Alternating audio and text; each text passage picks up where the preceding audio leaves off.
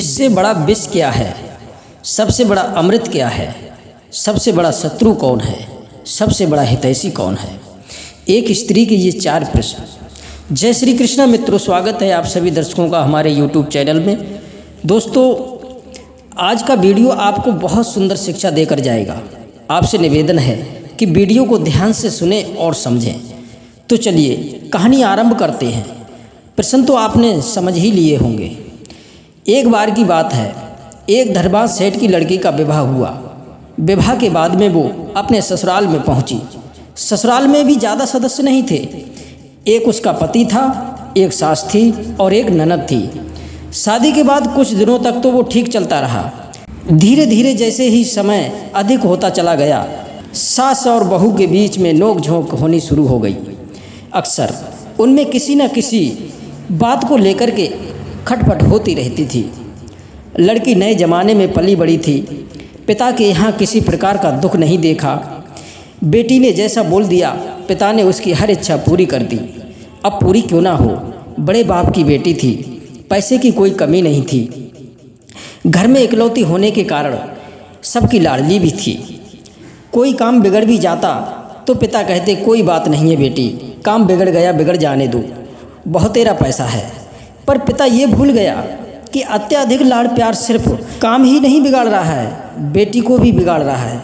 संस्कार तो मानो उसे दिए ही नहीं। शादी के बाद ससुराल में पहुंचकर उसे असली परीक्षा से गुजरना था।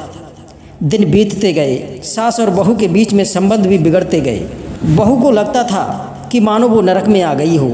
सास भी यही सोचती थी कि उसने बहू नहीं बल्कि अपने घर के लिए एक मुसीबत पाल ली है। सास बहू की नोक झोंक में बेचारा पति पिसता रहता था। किसे समझाऊं और किसे मनाऊं। माँ का पक्ष लेता तो बहू का बुरा, और बहू का पक्ष लेता तो बेचारी माँ का दुख नहीं देखा जाता। बहू ये सोचने लगी कि बुढ़िया कब मरेगी, और सास ये सोचती थी कि यह मुसीबत हमारे घर से कब टलेगी, जिसकी वजह से घर की शांति भंग हो गई है।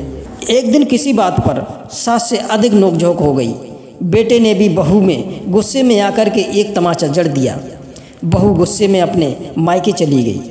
उसने निश्चय किया कि जब तक वो सास उस घर में रहेगी वो ससुराल में कभी नहीं जाएगी, और जाएगी भी तो पहले सास का इंतजाम करेगी।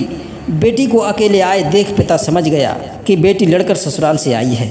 पिता ने कुछ नहीं कहा, कहने लगा, कोई बात नहीं, ये भी तुम्हारा ही घर है, यहाँ आराम से रहो। परंतु वह आराम से बैठने को कहाँ आई थी। उसके मन में सास के प्रति नफरत की आग धधक रही थी। कुछ वक्त बीता, सहेलियाँ उसे बार बार पूछती थीं कि वो ससुराल क्यों नहीं जा रही है, क्या बात हो गई। आसपास के लोगों की बातें उसे और भी कष्ट पहुंचा रही थी।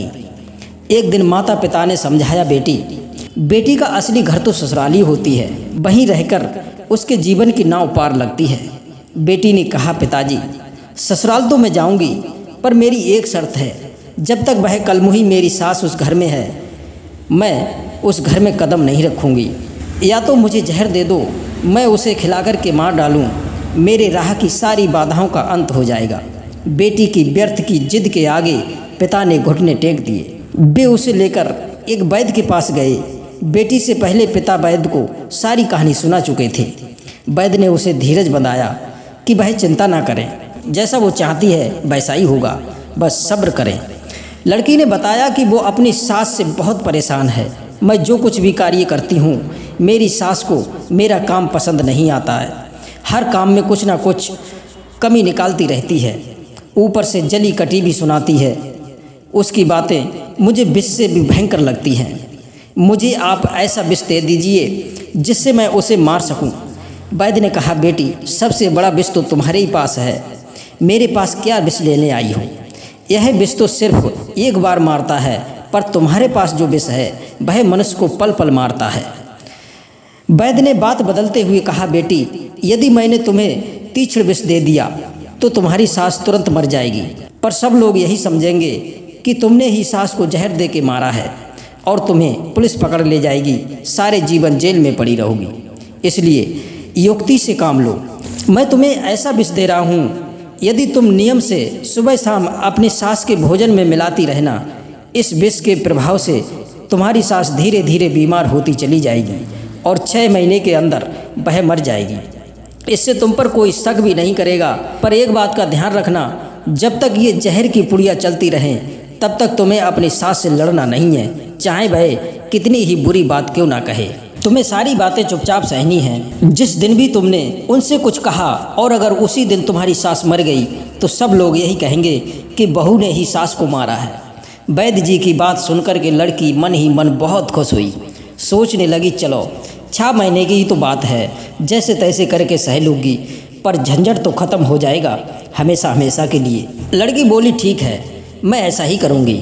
मित्रों, अब तो वैद्य जी घर के अंदर गए और जड़ी बूटियों से बनी एक दवाई का डिब्बा लेकर आए और बोले, लो बेटी, इसमें 2 महीने का विष है, जब ये ख़त्म हो जाए तो फिर ले जाना।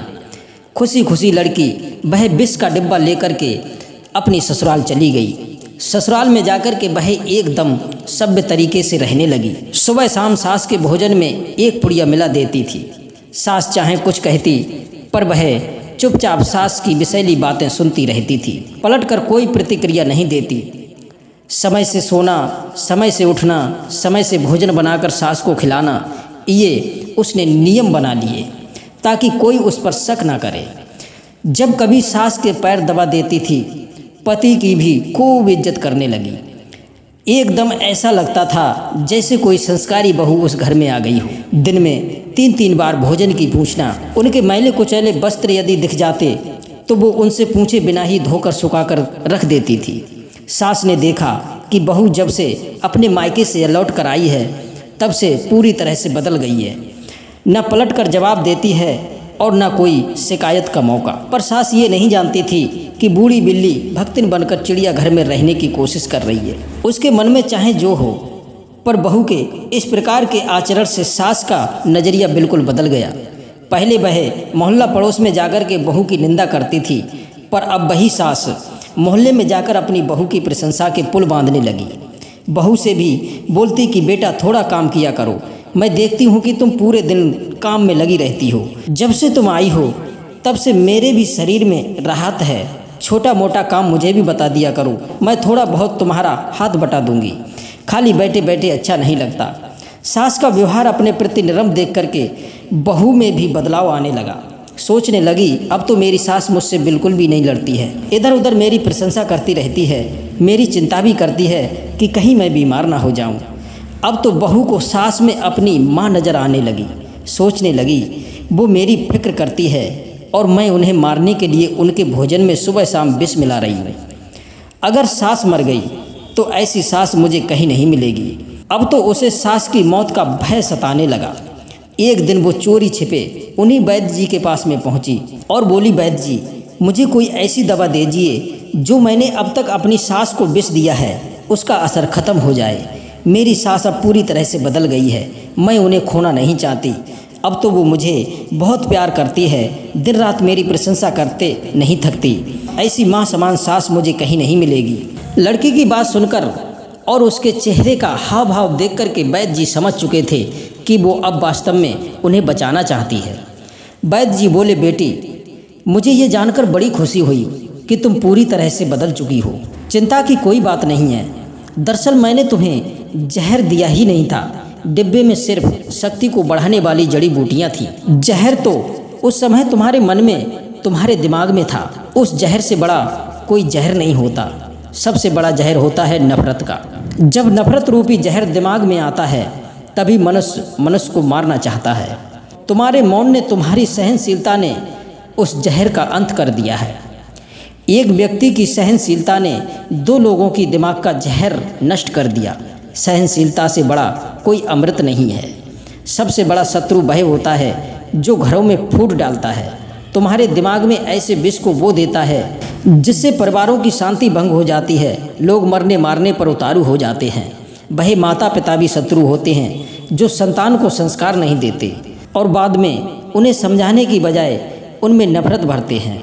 सबसे बड़ा हितैषी मेरी तरह लोग होते हैं जो अपने स्वार्थ की ना सोचकर सिर्फ दूसरों के घरों को टूटने से बचाते हैं। सोचो, यदि मैं तुम्हें जहर दे देता तो बदले में मुझे कुछ पैसे मिल जाते, पर तुम्हारा घर उजड़ जाता, तुम्हारी खुशियां नष्ट हो जाती, तुम जेल में पड़ी पड़ी सड़ रही होती।